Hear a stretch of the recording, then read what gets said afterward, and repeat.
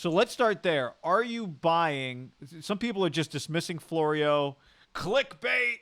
Could Russell Wilson be traded by the Seahawks? Uh, I don't think anything is too crazy to discuss. And part of what makes this fun is that there's a discussion about whether or not he was going to get traded to the Browns a couple years ago. I remember this story. He ends up signing a contract with a no trade clause in it.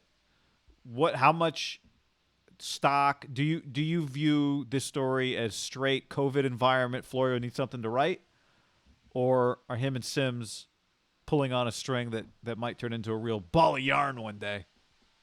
Well, there is a no trade clause in his new deal, which I think Florio wrote about is a big reason that got put into the deal was because this discussion was taking place. Now, what I'm fascinated always, these discussions, people act like you just don't discuss your good players in a front office. Like, what do you think when you're working in football and you're in the office literally all the fucking time? What do you think you talk about? Like, just what the weather is? You're constantly talking about other players, price of draft picks, who's going to go where, what you trade this guy for. You're watching every fucking player in the league. Every year, the discussion when guys go into free agency, who's going to get franchise tagged, who's not, who might get tagged and traded. Like, this is the constant conversation. Now, it's a little different with quarterbacks, right? Once you have a star quarterback, that guy's usually kind of on scholarship. But he was headed into a deal. Do you remember when Russell got his first deal and it was kind of polarizing? And one thing he was like going to be adamant and fight for was a fully guaranteed contract because he had a baseball agent. Yeah. Remember that? Like 6-7 years ago? Well, I think that it kind of came up. I remember reading a couple years ago, like they were going to really do it this time, try to get like $180 million guaranteed. So maybe if you're the Browns, you go, well, why don't we just reach out? We have the number 1 overall pick. You have a discussion. Everyone has a price, right? I mean, you could live in the biggest mansion on the face of the earth that you paid $50 million for and built from scratch. Well, if someone walks up and offers you $200 million, you might think about selling it. Now, you might not. What if I said to you, I'm the Cleveland Browns, what would I have to offer you? I have the number 1 overall pick. You have Russell Wilson, who's in a contract year. What number or, the amount of picks and assets to even get you to be like, yeah, give me 24 hours. I'll give you a call back. You'd have to be offering me a player that I think can replace Russell Wilson cheaper. And so that's why I think this discussion is unique to a year and a particular draft pick, right? Like, I don't think telling the Seahawks 3 ones like guarantees it gets it done, right? That is throwing $200 million at $50 million. I think if you're them, it's like they might rather do a home swap than get 150 times the value of their home. In other words, it might just be in a year where they think the quarterback they're going to get specifically is a guy they love. If they look at the draft and go, Sam Darnold, we think Sam Darnold can be as good, it can be a Hall of Fame MVP level quarterback, then that's a time that they might. In other words, in 2 years, offering him the same thing the Browns offered him might be less appealing to them. Or in other drafts, it might be less appealing to them. But I'm saying, like, okay, so it's Sam Darnold. That's who we love. So you're offering me Sam Darnold. Would it take Myles Garrett and maybe 2 twos? Would you think about that if you love Sam Darnold? Because you got to factor in the economics of this, paying Russell Wilson all this money. And is there just a simple conversation of you guys hit on a Hall of Fame quarterback who at the time was 29 years old? What the fuck are you even having in this discussion right. for? Well, just ride this guy till the wheels fall off. This is what Florio wrote. Per a source with knowledge, the Browns contended the idea was floated conceptually, but the discussions did indeed happen. So it might be that the Browns are like, hey, we think the Seahawks really like Sam Darnold. Our intel says they've done a lot of work on him. We should call him up and offer him the number 1 pick for Russell Wilson. That could be as far as this went. Don't forget. What is the tax? The other aspect here of that story, right, was that like Sierra didn't want to be in Seattle and Russell wanted out, right? Well, that wasn't that part of the aspect of the story. Well, I think that was that like the Giants? Coward was talking about New York, or the Jets or whatever. and that was the year that they ended up taking Saquon. My question is there a tax, even if I go, okay, I mean, that was like 3 general managers ago. Okay, I'll admit, I love Sam Darnold. And I get this question a lot, like, does every team put the same fervor and effort into studying every player in the draft? And as we found out the last couple of years, because we have a lot of candid people that now run teams, that's not always the case. When I worked for Howie Roseman and Andy Reid, every fucking player in your area, you attack like you might draft them. And we talked about every player for the most part. Maybe like a running back that was going to be a top 10 pick and you had 20, you didn't spend as much time on, but you still did work on that guy because you never know at any moment who you just might acquire, right? And this is the reason you approach.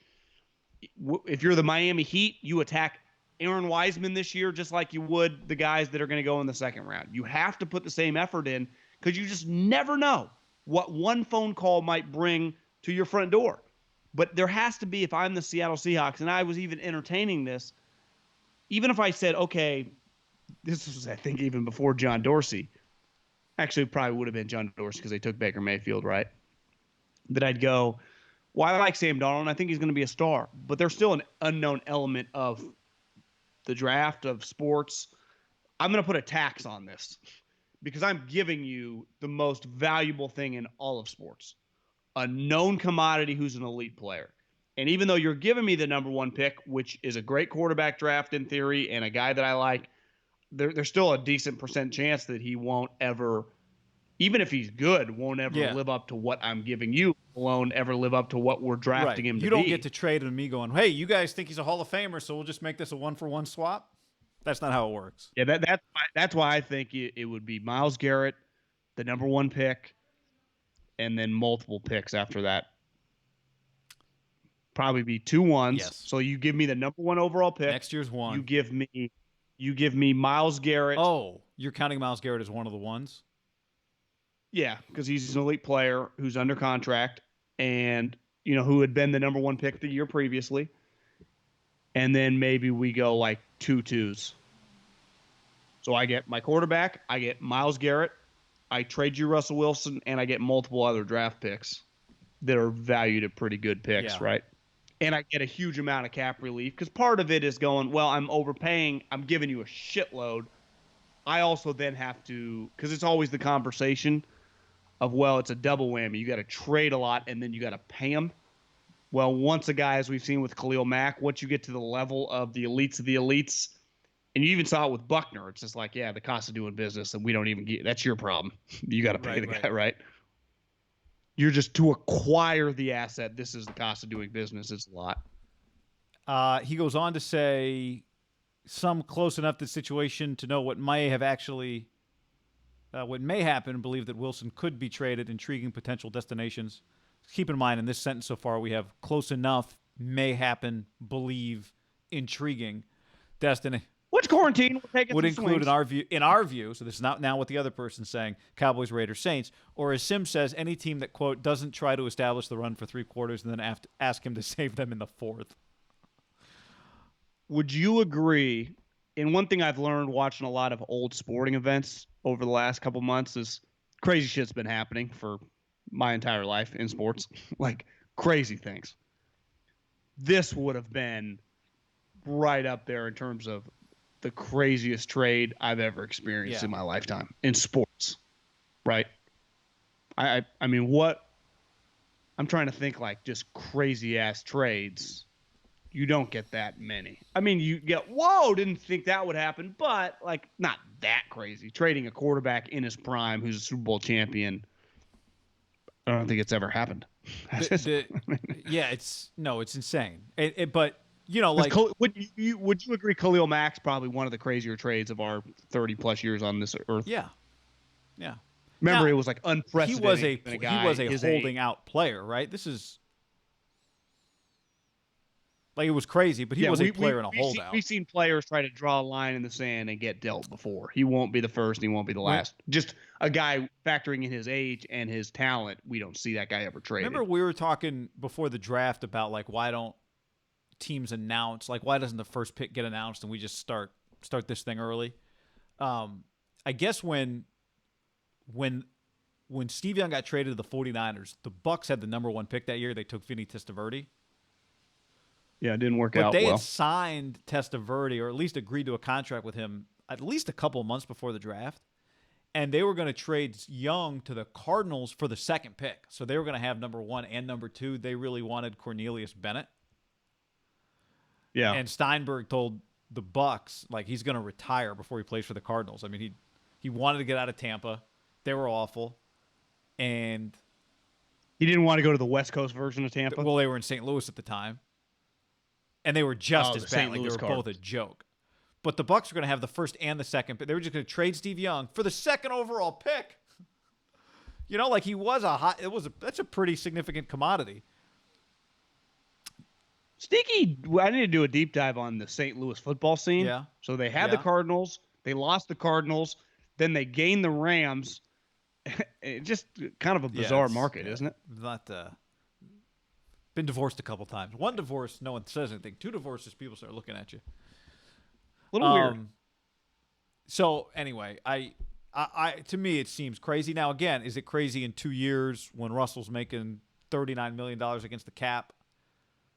To me, that still is crazy. Did you see what was this? Well, they've won playoff John, games, I think, the last 2 insane. years, right? It's worked. They are a Super Bowl contender, even with him making what he makes. Did McAfee say? I didn't get the whole clip. Did McAfee suggest the other day that quarterbacks have like a separate salary cap or something? Well, he might. I mean, that's been floated by different people over the years that maybe I they haven't heard that one before. Yeah, just to kind of separate it. Or, just ideas of one player a team gets a separate salary cap, or, somehow, because I think the good general managers have always argued, you make it counterproductive. I draft well, and I'm going to lose. The better I draft, the harder it is to keep my guys together. And if I hit on a quarterback, they have this outlier salary that they just take up a large percentage. Yeah. Baseball's like, we have a solution. Yeah, I don't know the right answer, but I do think there's something kind of down that road now. They just signed a new CBA, so this is a pointless conversation about that happening for the next decade. Yeah, it's in the league's best interest for the best quarterbacks just to stay on the teams they're on and be 20 years. And I think they would argue why they don't need to is when do they ever leave? Yeah, that's what makes the right. situation weird. Potentially. Yeah, once you hit on a quarterback, the guy just stays. One thing. So we just did a video. If you're watching this YouTube, it's easy to find it. If you're listening to the podcast, go to our YouTube channel. Haberman and Middlekauff is that channel. We just did a video about Kyle Shanahan and how he becomes a top 5 coach. And a couple people in the comments suggested he's already a top 5 coach. Kim said in our YouTube comments, I already think he is currently a top 5 coach, not career-wise yet with all these coaches. Got mad years on Kyle, age and head coaching experience. And there were a couple other comments that echoed that. Like, he already is top 5, so forget about him becoming top 5. And I thought that was worth following up on because I think you and I both agree if we owned a team and there was how about how interactive we are with the people. Do what you got to do out here in these streets, John. Our DMs are open. I mean, it's just we're here for you guys. Yeah. We appreciate you being here for us. But I would you agree if you and I owned a team and there was a head coach draft and we had a top 5 pick, we'd probably take Kyle. We wouldn't. You take Bill but I think you could justify taking Kyle with the 3rd pick in a coach draft, right? Given his stock right now, I would feel comfortable doing that. Put it that way. I think he would go a lot higher than his quote unquote resume says. It's no different than like. It doesn't parallel exactly, but would Zion go higher than, Anthony Davis or James Harden in a hypothetical draft from scratch by GMs? Right? There is a factor in youth, age, upside, the little bit you've seen. I don't think it's crazy at all. I think he would go really, really high. And in fairness, I think, and we talked a lot about this guy too. I think Sean McVay probably would go really high over guys that have won Super Bowls. Yeah, right? I just think the point to me on the follow-up is like, yeah, you can put him in the top 5, no question. But I do think, and if you watch the video, the point ultimately is Longevity determines if you're like Russell's never won an MVP, but he's an MVP player, right? That's what we're talking about here. Are you a top 5, all-encompassing, nobody can knock it down coach? There are some ways you can couch it where you would say, yes, Kyle is.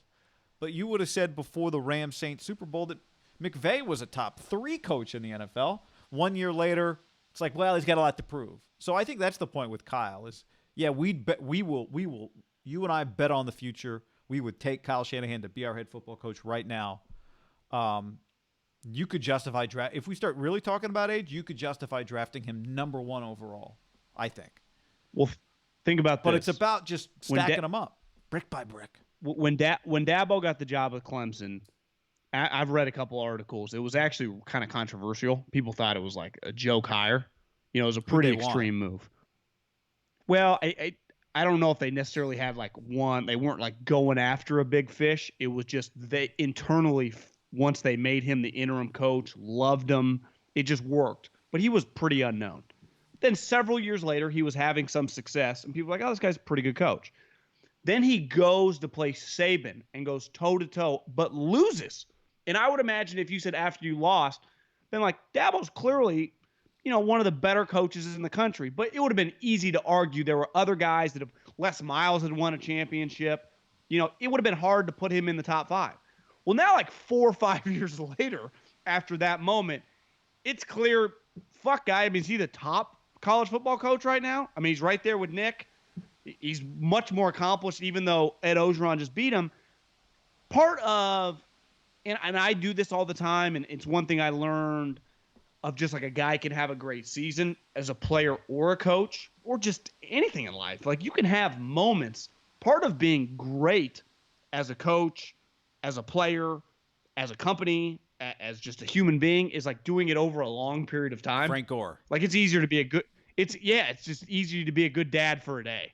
Like are you a good dad for like to get your kid's entire life, right? His entire youth? Or do you just show up when, Disneyland comes calling? And I think that Kyle Shanahan, we're betting on this sustaining. But it's easy to kind of counter and just go, well, he's only really had success as the head coach for 1 year. Now we've seen it do him several places as an offensive coordinator. That's why, to me, it's easier to project him big picture than McVay because we've been watching him call plays since his late 20s, where Sean was technically only the play caller for a year, remember? And it was still like, well, was Jake calling the play still? How much? And Sean's kind of shut everyone up because he's good. But there's just still some unknown. He's got new coordinators. He just hasn't been in charge that long. Is he even the guy picking the players? Where Kyle, he's clearly in charge. He put the entire staff together. He's been putting staffs together for years as a coordinator. He's been a coordinator on teams, especially where he had the most success in Atlanta, where the head coach has nothing to do with offense.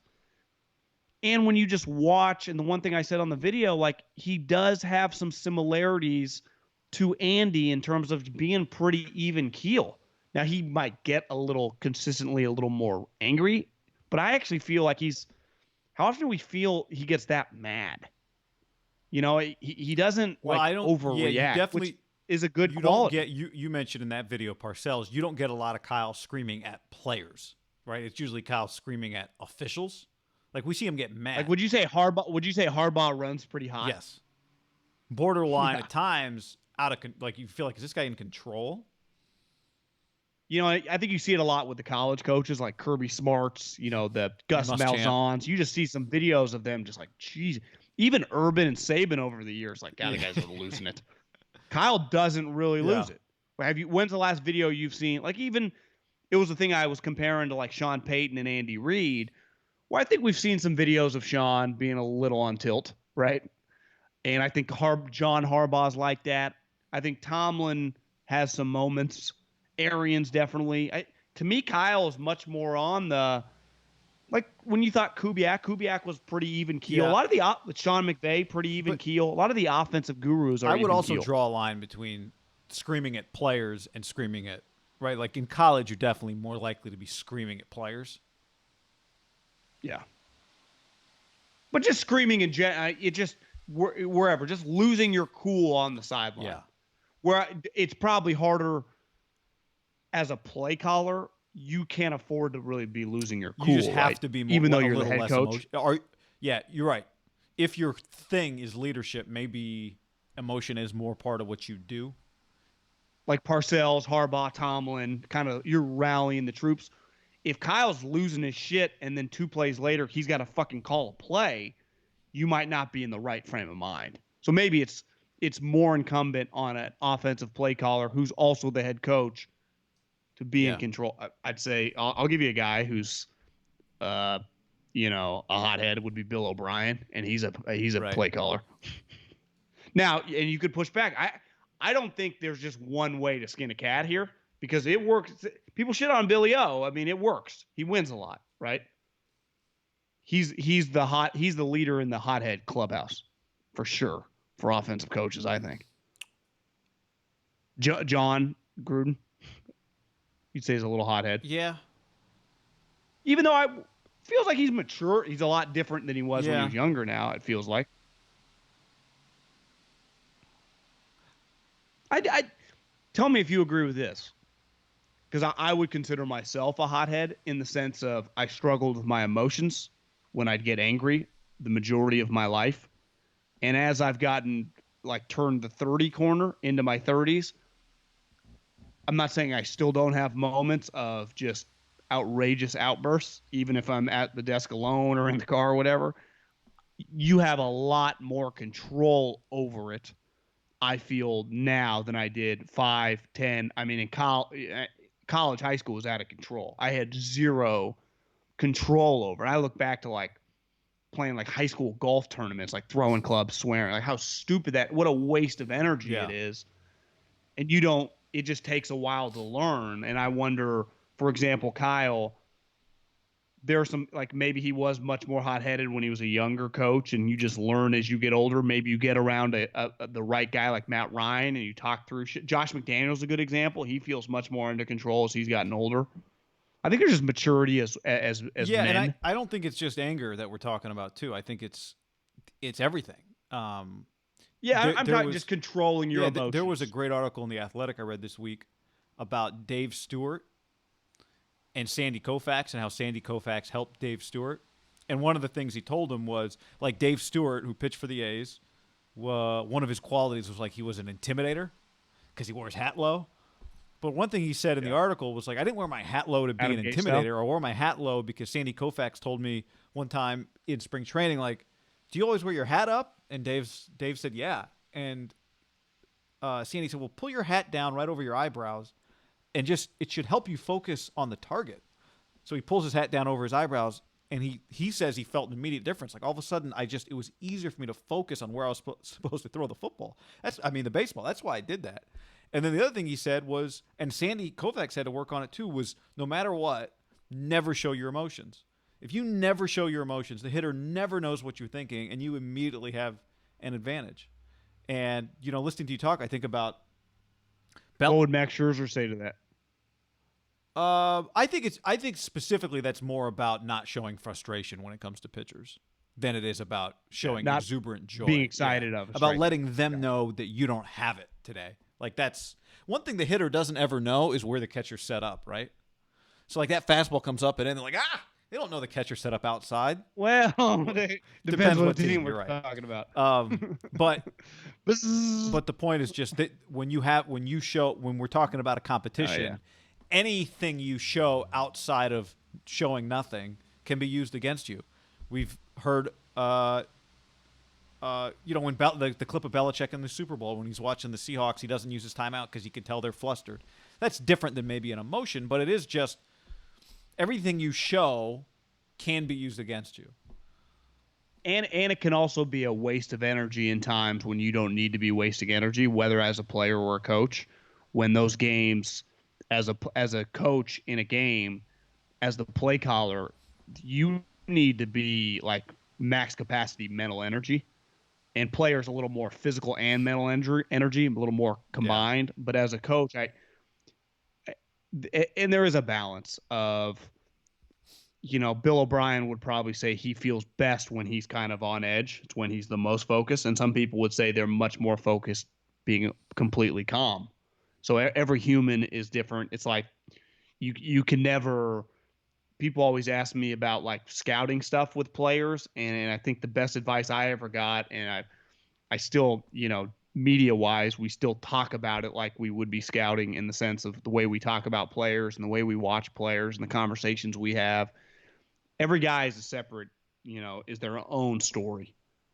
And I think some guys, most guys, offensive coaches have operated very, very well in calmness historically, and defensive guys has been the opposite. But that doesn't mean, I mean, one knock on some of the like the Bill and Bill documentary when Lawrence Taylor's talking, they thought Belichick was kind of a pushover because he wasn't some screamer. And then they realized like 2 years in, they're like, this guy's the smartest motherfucker I've ever been around. It wasn't Rex Ryan. And but Rex is really brilliant as a schemer. Right? He just was different. So it just I don't remember. I think it's Dick LeBeau was pretty mild mannered, right? At least that's the way he appeared on the sideline. Is that how you remember it? I think that's fair to say. But I think there would be a good example on Rex after 2 years of making back-to-back AFC Championship games as a wild card and been wildly considered that decade as the best or one of the best defensive minds in the sport. He had beat Belichick, remember, on the road. That if we were doing this exercise in 2010, think of how we would have talked about Rex. Like, players love him. He's such a great defensive schemer. His philosophical belief of pounding the ball, running the football. We would have talked a lot about him like Pete Carroll. And it just, the lineage, lifetime football guy. His dad's known as like this genius for running should get more credit for the 85 Bears. And this is what I get back to of like, anyone can have a run, a short period of time have a run. It's about sustaining it over anyone can start a podcast. Can you run it for 5? You're going to be there 5 years later, or are you just going to do it for a year or two and just go on and off? And anyone can have we've seen countless coaches make the playoffs in football. Chip Kelly made the playoffs in football, hosted a playoff game. Now it feels like he's at UCLA and people think like, God, where's his coaching career headed? And I think we're very, very confident that Kyle is not under that umbrella at all. He feels much more like a Sean Payton or an Andy Reid when those guys, 15, 20 years ago. And he's also, unlike a Josh McDaniels, like he clearly can handle the job. He's not caught up on the stupid shit. It almost feels like it's too good to be true. Like, is this guy just going to be one of the greats? You usually can't become one of the greats if it doesn't start fast. Now, you would say, well, that's different for Pete. Pete had 2 failed NFL. There's exceptions, but usually these guys, you're like, God, how do they pull this off? Because when you get your shot. When you get your shot. It's like, oh, they made 3 blockbuster movies in 1 year, right? It's like, but Belichick, went to Cleveland for 5 years. I'm just saying, like, you can't win. It's hard to be a 6-time Super Bowl champ if you don't win your first one until your 8th year in the league as the head coach. It's just time adds fast. There's going to be a lot of failures. They're just right. Like Andy Reid didn't win a Super Bowl until what year? What is this for him? Year 20? 21, I think. But he just won so much for so long that he put himself in a position where one Super Bowl is the thing that put him into the Hall of Fame without debate. To me, one thing you have to consistently do if you're not going to win a ring to just be considered a top-notch guy is go to a lot of conference championship games, because you get credit for making the playoffs, but I do think you get a lot of juice for going to the conference championship games, because that guarantees at minimum, if you've just won one game, that means you've won your division, right? If you've won multiple games, that means you're rallying off road playoff victories. So either way, you're like division champ, win a playoff game, get there, or like wild card fucking knocking people off. So if you do that consistently, like if Kyle doesn't win a Super Bowl the next 5 years, but in 3 of those 5 goes do 3 more NFC championship games, host some, win some road games as underdogs. Like, wouldn't you say Jim, I think why people around here hold him to such high regard, even as Michigan hasn't probably gone. I mean, it just hasn't gone like I expected it to. And like most people thought how easily he'd kick everyone's ass. what he did with the Niners winning playoff games and then Yeah. that third year winning road playoff games is just think how Yep. hard that is. How many people win road Yep. playoff games? And it's one thing to win one, like Seattle. They won a road playoff game last year. Well, then they went to Green Bay and got beat. Yeah. You know, or Sean Payton, like you just host a first round playoff game, and get beat. Playoffs are just hard. To me, you get like one playoff victory is like 6-7 victories worth of credit. I wonder right? how, if Jim Harbaugh was still the coach of the 49ers, what would the last, 6 years have looked like? You would Trent Baalke would have been gone. Who would he have hired? It's hard to tell. Yeah. I don't know. So what I can't understand with Jim, why can't he find a quarterback guy? Why can't he find just a Mac Jones? I know. Just who's the SC guy? That's the Keaton Slovis. What's it? Just something. That's where if JT Daniels transfers, I kind of want him to go there. He's in the transfer portal. I would love to see that. You and I both watch a lot of Harbaugh, but I don't know. It's a good question. What I don't get is when Jim the last several years has played, obviously Ohio State, but Wisconsin and Penn State. Like one of his calling cards was, when he played the best, he just heavyweight fight, hit him in the mouth. Now it's like you flip on Wisconsin, you're like, guy, he's down 28-0. What the fuck's going on? And they always look like chickens with their heads cut off. And then the draft happens. He has 10 guys drafted. So it's not like, they're just not getting NFL guys. He's crushing it in recruiting. I do think the problem is Ohio State's talent is, and I know you're talking about Wisconsin, Penn State. Ohio State's talent is so, I think, superior to Michigan's. But see, I heard Urban like a couple weeks ago talking about Donovan Peoples-Jones, went in the 6th round, who Urban said is the best high school receiver he'd ever seen, wanted him to commit, flips last second, goes to Michigan, or maybe he was on the fence, and he's like, I don't know how this guy wasn't in the 6th round. We would have loved him. Doesn't he have like a foot? Yeah, but I think issue. Part of it is their quarterback. I don't know where he's at now, but a week after the draft, Jim Harbaugh's quarterback was not even signed as an undrafted free agent. Like that can't happen. Quarterback?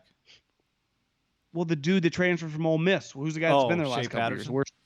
Yeah, but you're not shocked that he doesn't have we watched. No, but that guy can't be your quarterback after a year. Can't be it. Can't. Another 49ers discussion. Arik Armstead spoke to the media. What was that, Wednesday? And I'll read you a quote, something he said, and this is from the Barrows context, and then his quote. Armstead said that Matt Barrows in The Athletic, Armstead said that fostering similar chemistry this season with the defensive line will be more difficult with no in-person work actually happening, but he said the 2019 49ers game tape is powerful enough to help shepherd along a youngster like Kinlaw. Shepherd, good word, Barrows. Quote, "We can lead by example with film from last year," Armstead said. "That's the standard and the example of how we want to play. Kinlaw can start going through that thought process of what it's supposed to look like. I expect him to have a big role on our team." What do you think of teaching Kinlaw with 2019 tape? Yeah, I'm just a big believer when you draft a guy into a position group that's really, really, heavily talented and pretty high character, you're in pretty good shape. I think the Giants made a killing off this for a decade of just constantly doubling down and putting guys, and kind of their biggest swing for the fence was JPP. And until he blew his hand off, he was a really good player with those guys. But just Tuck, OC, Strahan, Kiwanuka, they just kept, and it's just, you can't fail because a rising tide lifts all boats. Like, it's one thing to be like a corner and all the sweet dudes are on defensive line and you're kind of underperforming. You're not sitting with them every day in a meeting room. When you just sit around those guys, it's really hard to how do you half-ass it when you're playing for a 68-win team, Warriors? Yeah. It's impossible. It's probably the argument for the Warriors, why you just take a swing for the fences. You think you have the infrastructure with these guys. They made the right move drafting Kinlaw in theory when you base it on who they have to surround them with, their defensive line coach. Now, it's easy to say. You still need to do it, and it's still on the guy. But, his biggest games last year were against the best opponents like Georgia, Clemson, and you just feel really good about Now, there's also I'd push back on Armstead. Armstead really only did it for 1 year. Now, I think he had been playing pretty hard for a couple years, but he just got paid.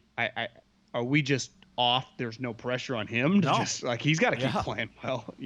He needs Kinlaw to be good, right?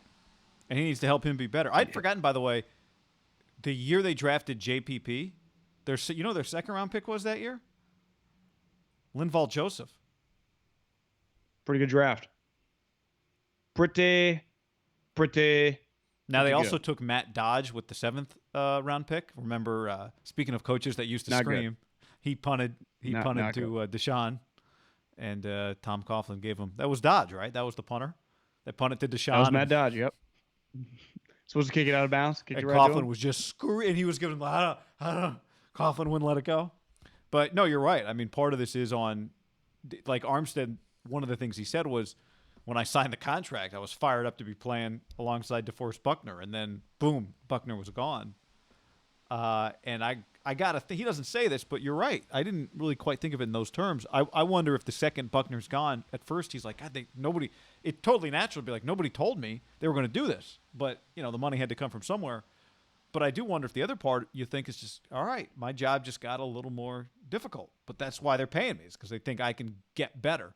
Like, part of what happens when people start getting paid on your team is you are counting on them to get better. You are counting on Deebo Samuel to get better this year with, play like the guy he was when Emmanuel Sanders was there, but without Emmanuel Sanders this year. Like, that's part of what you need if you're Kyle Shanahan. I think the good thing is with Armstead specifically is you go, well, he didn't overachieve or anything, right? He was a first round pick. I think they traded back a couple spots. Maybe it was at 16 or 17. But he was physically, he's a top 10 talent, right? He's 6'7", 290, moves like a fucking freak, blue chipper, just physically, just his physical attributes. And then you see him playing, you're like, well, he's pretty unblockable when he tries.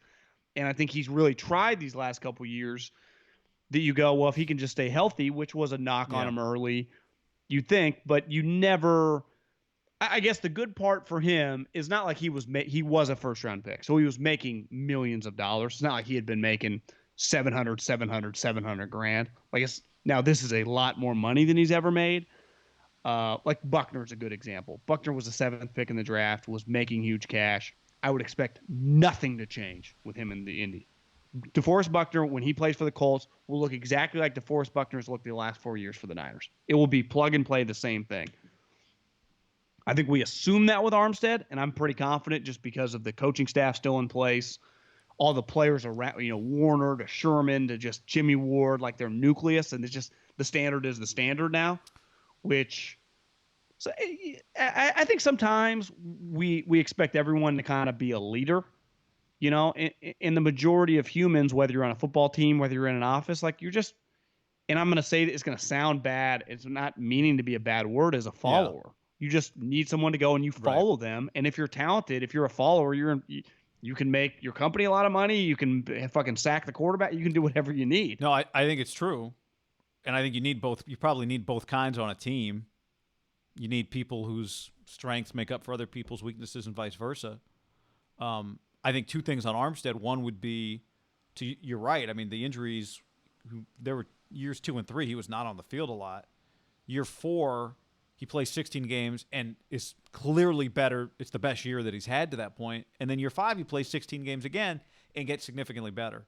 You could argue maybe there is something now at this point in his career where Buckner goes away and he's forced to kind of elevate himself a little bit in a time of. And he was making decent. Like, no, you're right. I forgot he was on the 5th-year option, so now he's playing for a free agent deal. Right. But he was making double-digit. He was making $11.5 million, I think, or maybe 12. the pressure you feel when all of a sudden DeForest gets traded and you're getting a lot of money is good in a scenario like we have this year, where there's going to be a little more. There's just your own personal accountability matters more to your physical condition than it would otherwise because of the fact that you can't be with your team. I think Armstead, probably in recent memory the last couple of years, is one of the more controversial 5th-year option pickups. Like, when they did it, I mean, I was critical of it, but I think for the most part, if you follow the NFL, it was like, well, they did what? It was a little out of left field, Yeah. I think. And what I would imagine they tell you why they feel even more confident signing him to this deal and the way everything played out is when we did that, we obviously had talks with him. He knew the pressure that was going to be on him, and he answered the bell for the next 24 months every step of the way. Right, that fourth year after he had his fifth-year option picked up, he had the best year of his career, and then last year he was a star. I mean, he was a dominant player. He was, as a buddy of mine that wrote up the Niners this year, said Buckner might be a better overall player just because every snap you know what you're getting. But his high end, when he would make a play, he would do stuff that Buckner, he's a little twitchier, just probably a slightly better athlete. Doesn't like DeForest. Part of DeForest's game, there's nothing wrong with this, is just really dependent on an effort. Yeah. Like his effort is max, just 100 out of 100. But I mean, that's not a bad. That's like, a skill. Watt's the Effort's same way. A skill, right? Yeah, it is a skill, and I think Armstead's over the year could be hit or miss. Well, the last 2 years he's played his ass off, and he's probably just a little more physically gifted. And it's like, because sometimes he comes around the corner, he's just so long. Well, I mean, right? both of them. Like even Clowney, Clowney's a little stiff and this, and I get why teams would struggle to pay him $80 million or whatever. There is no disputing when Clowney makes a play, you go, oh my God. Well, if the only tape that existed was Clowney's first game against the 49ers, he'd be signed already and be one of the top 10 paid players in the NFL. If you're like, yeah, he does this 12, games a year, you'd be like, how much? That's a bargain. Blake Snell's not having it, John. Blake Snell playing video games on Twitch, where every player gets in trouble these days, every athlete. He refuses, John, to play baseball and not make shit, get taxed, and put his life at risk for the Rona. This is why I saw his whole thing, and I was like, this is why you and I talked about this last, I guess the beginning of this week, when the owners approved their deal, and everyone's like, no. The players haven't approved it yet. And you and I both talked and said, if they don't play baseball, if there is an agreement July 1st, they can be on the field, but the players don't get out there because they don't actually have a contract agreement. It's just the local governments would allow them to play, but they're not playing. It's the players that are going to get blamed, not the owners. And there's one most basic reason, because the owners don't say stupid shit by and large. And this is a tried and true formula in the history of ownership. Most owners are not Mark Cuban or Joe Lacob. Most owners are Stan Kroenke. You don't even know what they sound like. You can't even think of a time you heard him talk. I have no clue what Stan Kroenke Is it because he doesn't like, talk? Is it because he's a hermit? No and no. That's not why. Do you know what Paul Allen sounded like? The late great. I mean, I know what he looked Seattle like. Portland Trailblazer. I never heard him talk. I knew what he looked like too. Never heard him talk. But the less you talk, the less people just put you into the less you go into the media cycle and everyone's talking about what you say, the less stupid stuff you say when you say nothing.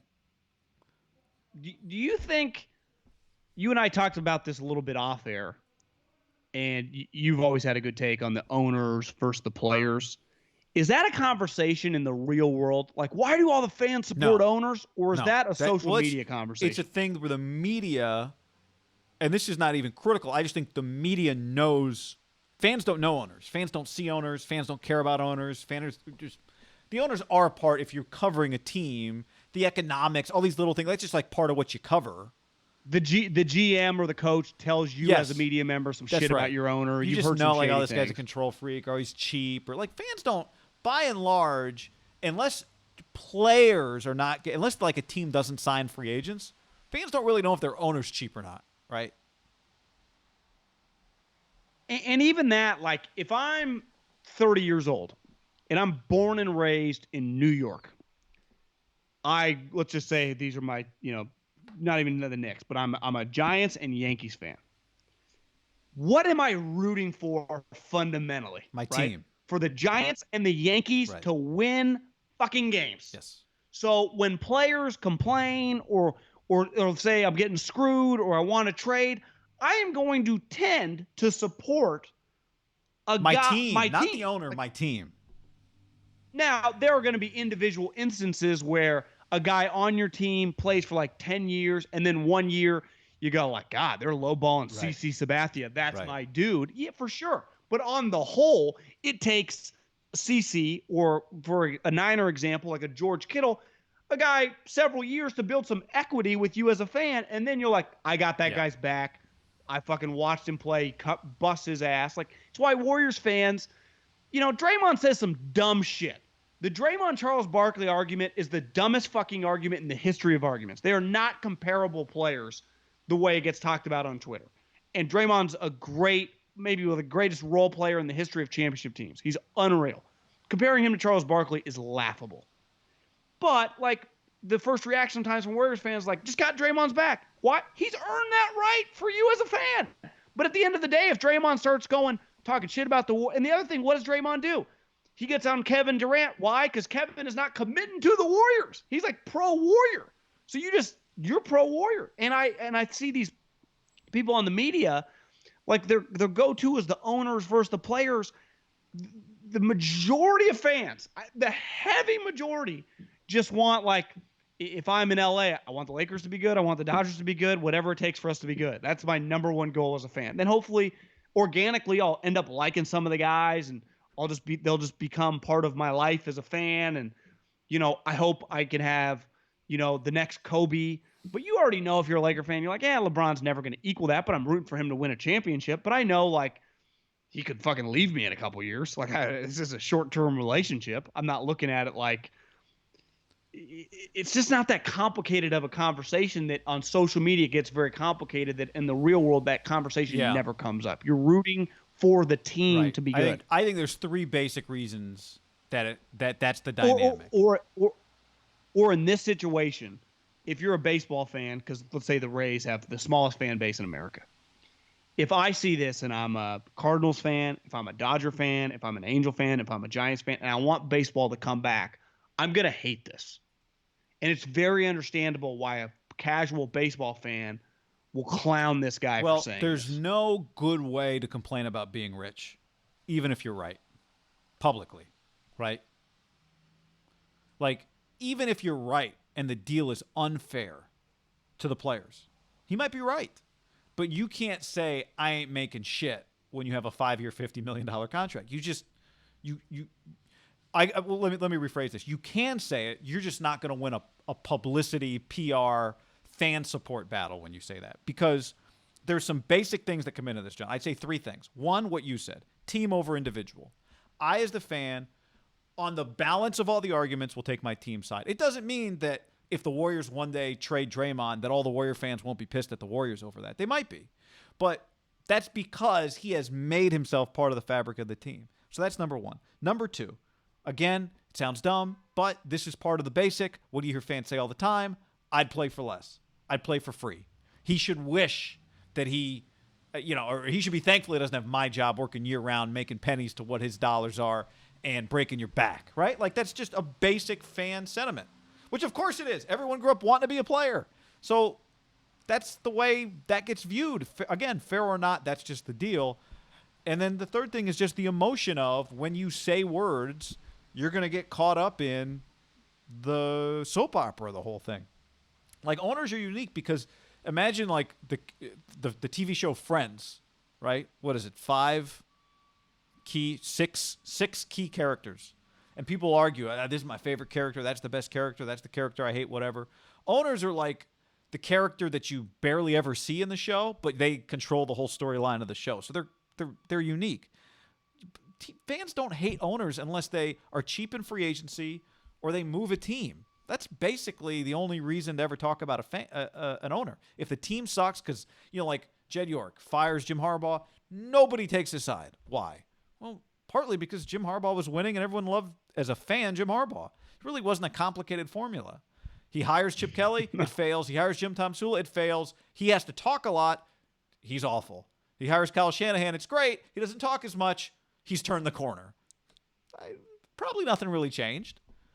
But he's just not in the script every day like players are. Yeah, I also think when you talk about the money issue, is now more than ever, we've almost become numb to numbers. You'd be like, damn, the dude's only making $50 million. That's like a casual fan. I think the timing when you talk like that, and this is where the players, and I'll get the NBA players have been pretty quiet, We got 20% unemployment. Everyone and their fucking mother is taking pay cuts, is losing business, is getting their ass handed to them. And this guy, while he's playing video games at his fucking house, is talking like this. I'm offended by saying I should be scared for my life because the statistics show you're not. Your life is not in danger. He said a month and a half. He said a month and a half ago, "If I get it, I get it." Whatever. Yeah, I mean, I just think this guy. I don't put much stock into what this guy says. Also, like I would expect him when they start playing again. Like, are they not going to play because he doesn't want to play? You go down an interesting road here because I don't actually care about what Blake Snell says or like these just like this doesn't actually matter from a PR standpoint. It's irrelevant. It's only relevant to the discussion. Which side is everybody gonna be on if they don't play? And the players really hurt themselves, and the pressure will be on them if they're not playing because more and more players say stuff like this because that's how they feel. The owners don't give anybody any ammo. Where do you fall on, like, let's use the last 10 years as an example.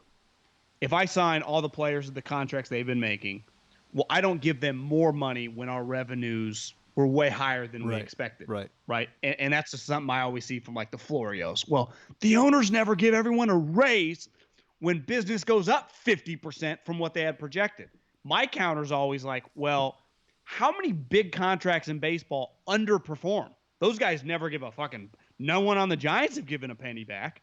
It goes two ways. Like, it's a two-way street. I've said this for a while, and I truly believe this.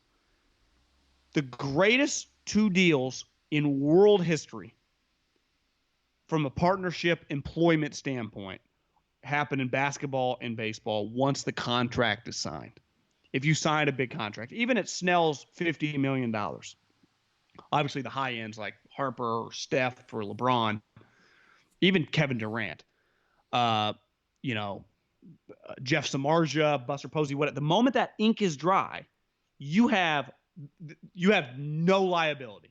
None. You have to literally break a law which would void any contract or whatever, right? Kill someone or do something insane. But the only liability you have as a player in general, right? And that's what NFL players will tell you nonstop is our injury risks are so high in our sport, but we're also kind of living, most of us, even the good players, for the most part, year to year. Sometimes you get a little bit 2-year security, but the Saints draft the dude from Michigan, Ruiz, in the first round, Larry Warford, who has made 3 straight Pro Bowls for the Saints.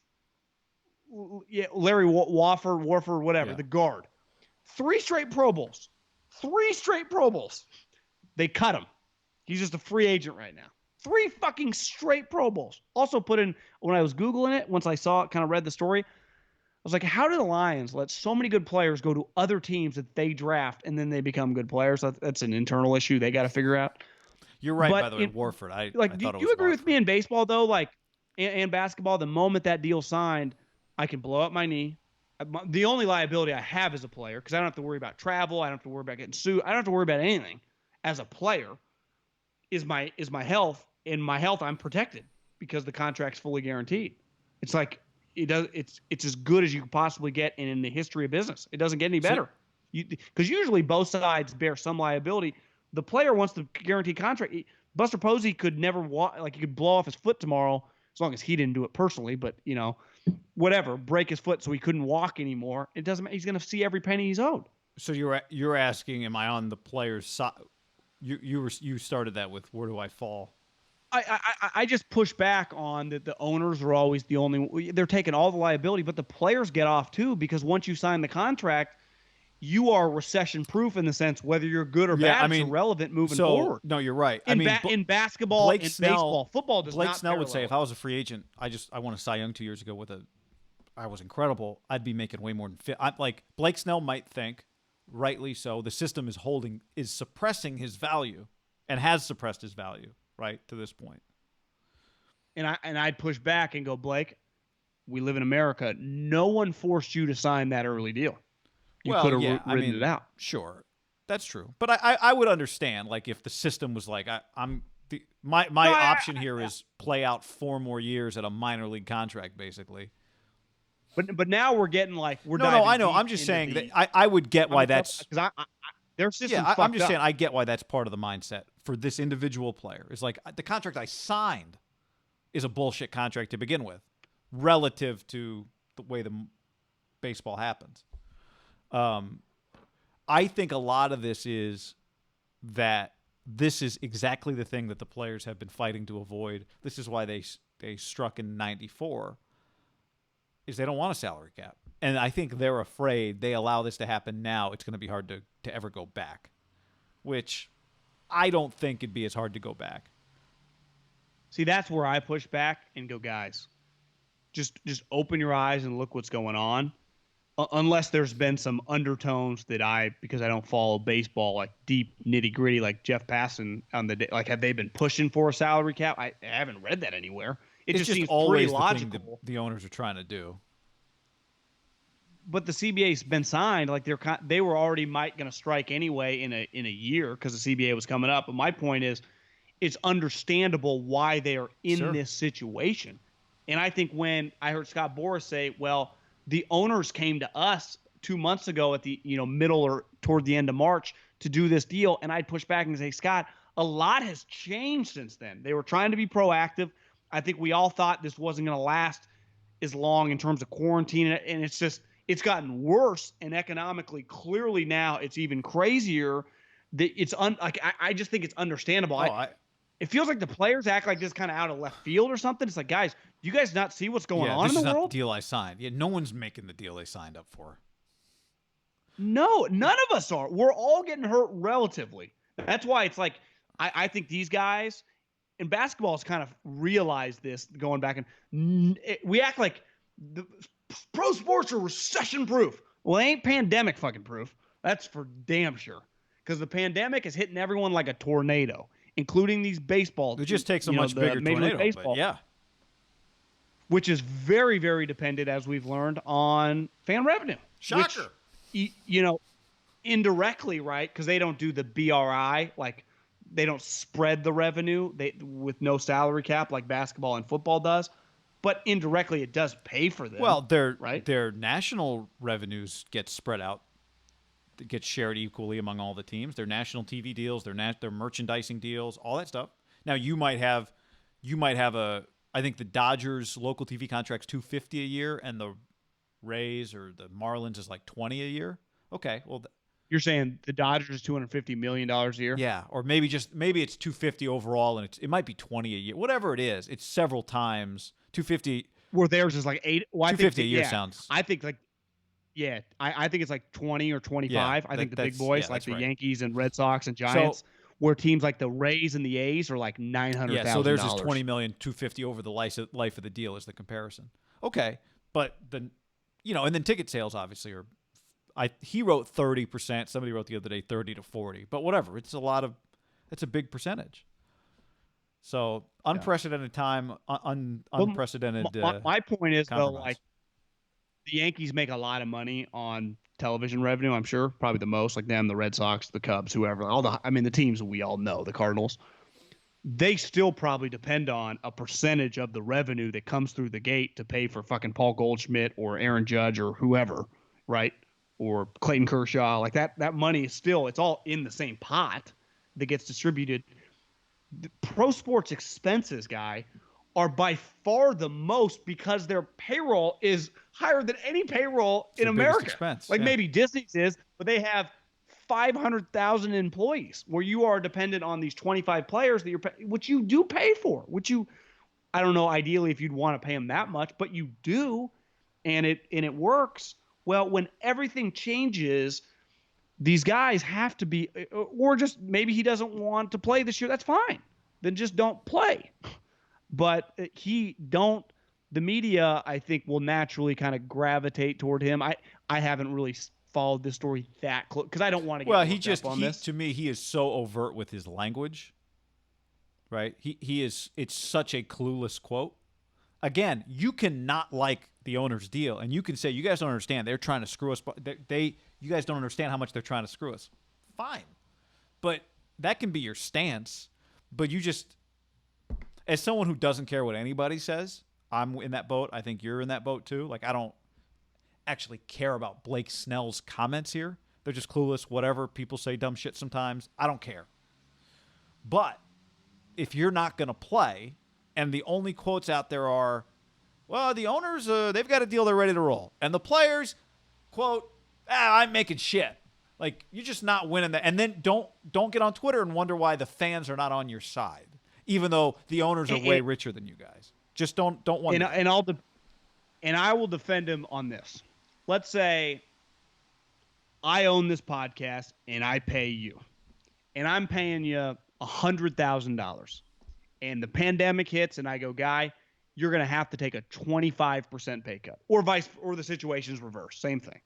Our first reaction when either one of us says you're going to have to take a pay cut is every human's first reaction. Like, even if we understand, like, these are crazy ass times, is going to be like, nah, or just thinking in my head, I hope he doesn't ask me to take a pay cut. I hope he doesn't. I don't want to take a pay cut. I don't want to take a pay cut. Like, I understand when someone comes to you and goes, you have to take a pay cut, going, not wanting to do that. I get that. That's my reaction, your reaction. Everyone internally would have that reaction.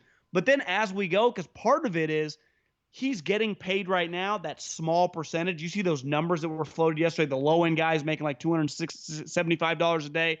The Harpers of the world are making like $4,700 a day of like their unemployment fund or whatever. So he's getting some money, but nowhere near the normal money. Yeah, that I just go, you guys are like, you're already getting hit. So you're factoring in, Blake, I think you're so rich that a guy like Matt Chapman, who's getting the 275, might go, fuck, I want to play so I can get at least more money than what I'm making right now. And I want one more year closer to free agency. That's the other thing. But in your scenario, I think they're going to get that no matter what, right? Well, if they don't play at all. The owners gave that to them. Oh, that's right, because Mookie's going to be a free agent. Yeah. Yeah. So your scenario, where you're making $100,000, or what did you say? The podcast. We're each making $100,000 with the podcast. I've got to take 25% pay cut. In that scenario, from the baseball standpoint, my reaction would be, if I'm applying their concerns to that situation, I would say, well, you're paying me $100,000. I don't really even trust that we're making $200,000 a year and splitting it evenly, right? That's part of baseball. Players' side is, I think you might be making more money than you're telling me you're making, and that my cut isn't actually 50% anyway, and that you're still making your money. Like, you're saying I got to take 25% because we're going to make less, but I think you're still going to profit if you paid me $100,000. And that seems to be kind of the underlying, there's so much distrust here. That's where, okay, if we are going to go to the revenue sharing, it's only fair to go, you have to open the books, because if we got to take pay cuts and we say we're doing a 50-50, that's only fair, because that's not the agreement before, which I understand on their side. Like, this is a complicated issue. Overall, back to the main point of this conversation is, it's 100% clear why the majority of fans are going to find this fucking laughable. Last thing, Cowherd tweeted the other day, he talked about this, scheduling changes, and Feinbaum, he said that SC Alabama is not going to happen. Feinbaum followed up and said he thinks Alabama and TCU are talking, because TCU plays Cal.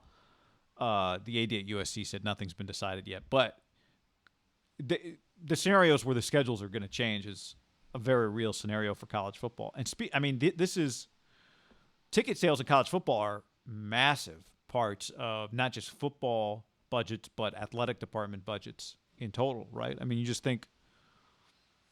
I almost called him Bone Reno. That's what Spiriditas calls him on Twitter. Petros Papadakis. Petros Papadakis, yeah. What'd I call him? Spiriditas. Wrong guy. But I mean, I think Gene Smith, the AD at Ohio State, said the other day, I think that they make like $7 million a home game. On ticket sales? A home game, right? So ticket sales plus the whole deal. Everything else. Gotcha. So when they pay, UC Davis to come and they cut them that $800,000 check, they're making so much more on top of that. It's an easy check to cut. That's where it does behoove you to play more home games. Like, no wonder Alabama doesn't go on the road. Right, and that would be the best. Like, too financially, the financial incentive to stay home is too great. Yeah, have they? That's where it would behoove, which I do give teams credit that do the sweet home and homes, where maybe it's like, okay, we'll each cut each other in like 1.5 million or something. Like if I'm Michigan and Ohio State and I'm coming to Oregon and Washington, we do a bigger financial deal, so it makes sense for both of us, and also just good for the sport.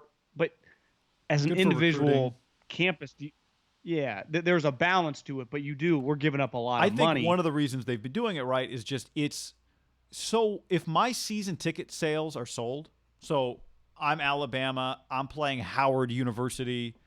We used to say, well, who cares? Those tickets are sold anyway. It's all the same.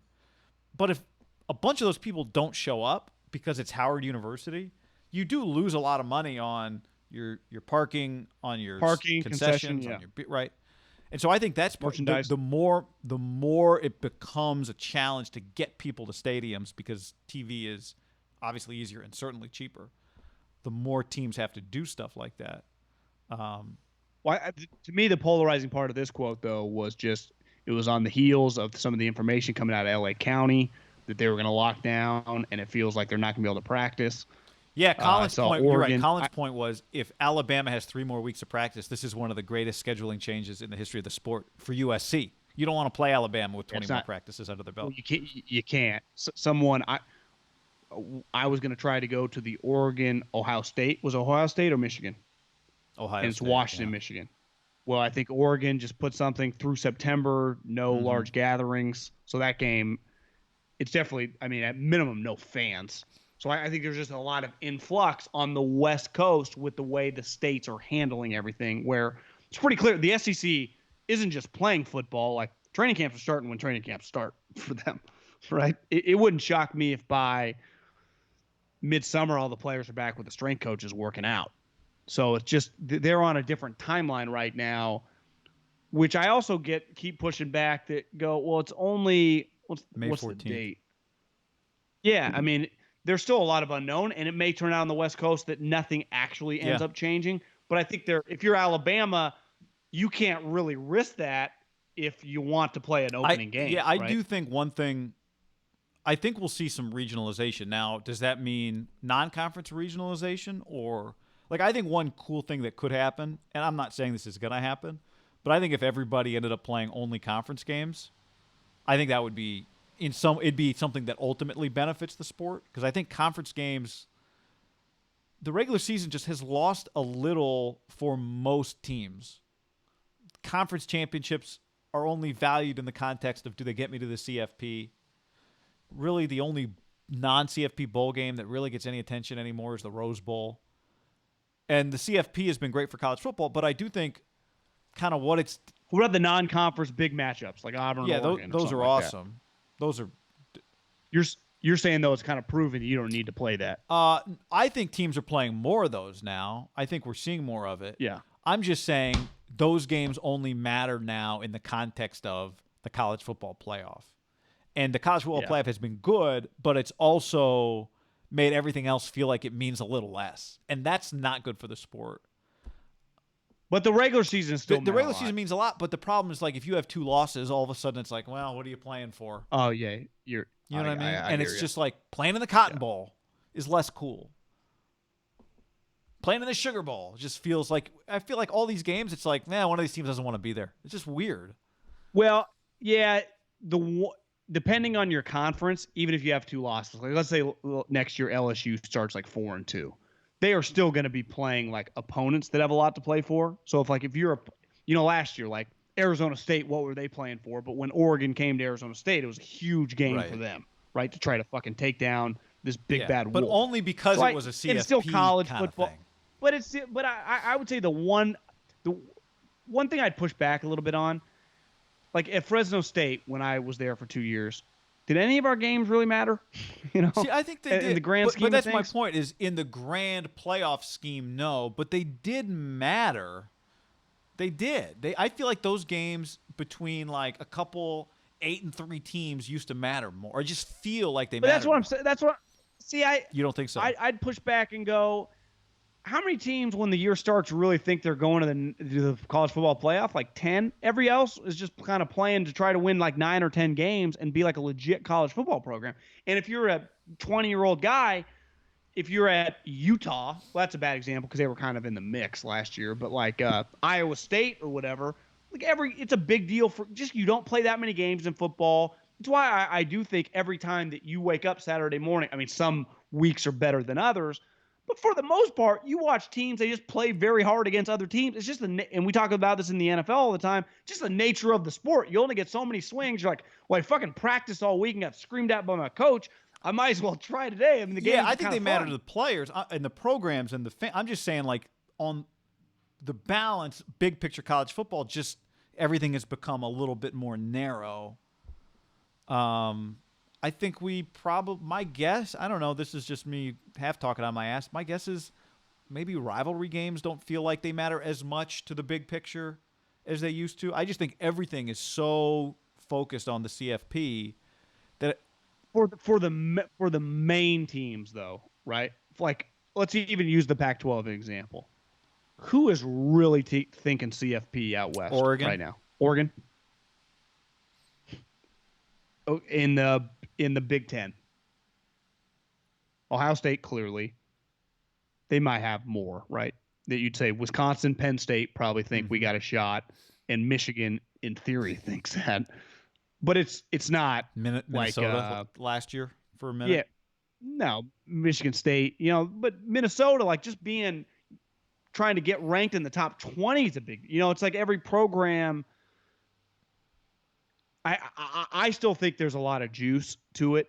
And I'm with you. There are when you're a team, to me, where you lose it if you're like Oregon or like an Alabama, and then you get that second loss by the middle of October, then it creates a little bit of that. But most programs to me are not the New England Patriots or Alabama standard in football. So every game should mean a lot to Auburn. Just like even before this year for LSU, like every game meant a lot to LSU. Now, I still think it will because they lost so many guys. You'd say Clemson, Ohio State, and like Alabama are just kind of in their own little tier of just if they were to lose 2 games before like week 14, it'd be a disaster. I just don't know if anyone else really falls under that category. Yeah, you're probably right. I just, as someone who's been opposed to the expansion of the CFP, I've kind of changed my mind a little bit. I'm okay opening it up a little more just because I see now how much the general college football conversation is just focused on the playoff. Well, I think part of the problem is when you only have 4 teams, just off the bat, you have 5 major conferences. So someone's automatically getting left out.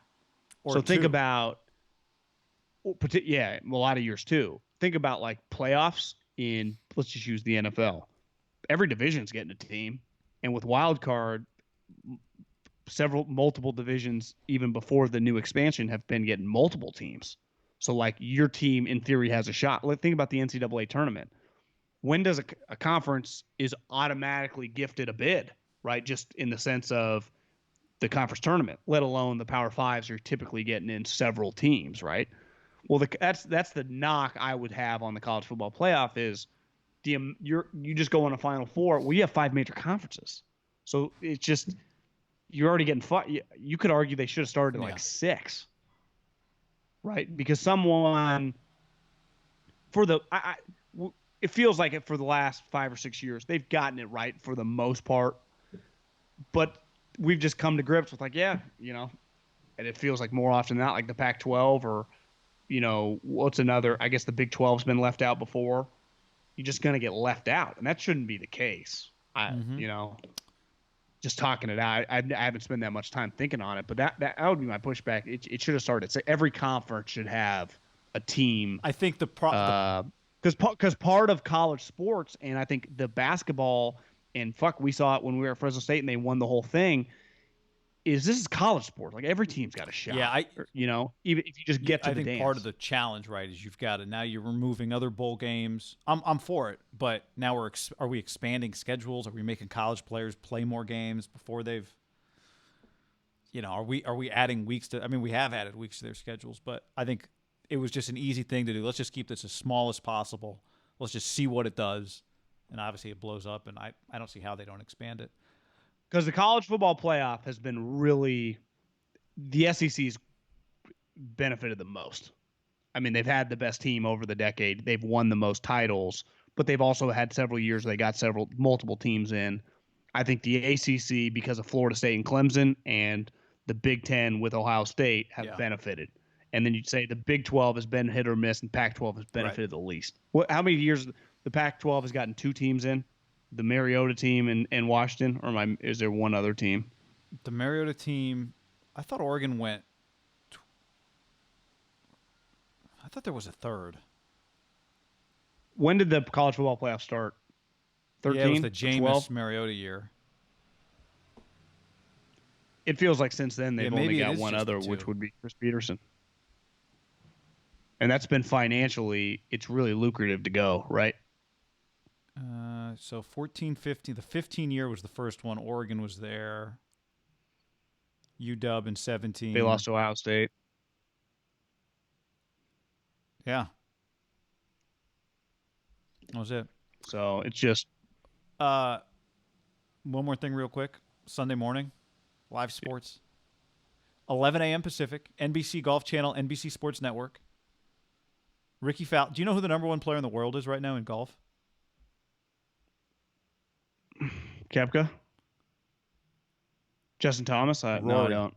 I wouldn't have guessed that if I wasn't reading it right here. So he's played pretty well the last couple of years. Rory and Dustin against Ricky Fowler and Matthew Wolff. Skins game. First 6 holes, John, are worth $50,000 each. Holes 7 through 16 are worth $100,000 each. Hole 17 is worth $200,000. And the 18th hole is worth $500,000. Each team begins with $500,000. So I don't know what happens if you. So if you lose the first 6 holes, you're down $300,000. Do you see the format they're playing? Does it say? I don't know. Is it match play, alternate shot, play your own play ball? your own ball. Okay, well, I looked to see if we could gamble on this on my bookie. You can't, depending on where you live. Like in California, you can't gamble through DraftKings, but like Indiana, certain states you can. There are some pretty good bets. The one team's a clear underdog, which would be Ricky Fowler and Matt Wolff. I would bet on the underdog. Just these guys haven't been playing competitively. You saw that. I mean, within the last month, Justin Thomas tweeted out a picture. He's like, "I went low today, and I still got my ass kicked." And he lost. Ricky Fowler shot 60. Like if you could just pick up like Stevie Francis on to the Y, he dominate. Like Ricky Fowler pickup golf is a dominant player. What do you think do you think they're what would be the rustiest part of a golf game right now? The putting, the driving, the irons? Because part of me thinks, I'd say short. Part of me just thinks game. Ricky may being the best putter out there might just be a skill that translates even through, lack of normalcy. Word I hate lately. There would be like, how much truly have you been playing? I mean, right when the season ended, these guys were pretty locked in, right? They're kind of ready to make the major stretch. Like they were kind of like picking up steam, and then it just ends. I think, was it the Players Championship? Wherever they fucking. I mean, it was a big deal. I think it was the Players Championship. It just ended. That you go. There's just so much unknown. Like, how much has Koepka been playing golf? Now, maybe because if you found out the PGA Tour was coming back, a month ago, you'd go, I'm going to need a month to start locking in. So you kind of pick a day to really, every day I'm going to go for 3 or 4 hours. There might have been a stretch for a couple weeks where I think I saw Koepka say he didn't do shit. I would put Dustin Johnson probably in the I didn't do shit for a long period of time. If you're not going to be playing for months competitively, you're like, it is somewhat of a vacation, especially once you start seeing and hearing all the sweet tournaments are getting pushed back. So you just go, well, I'm not going to vacation late. I'm not going to be able to relax later. I'm going to.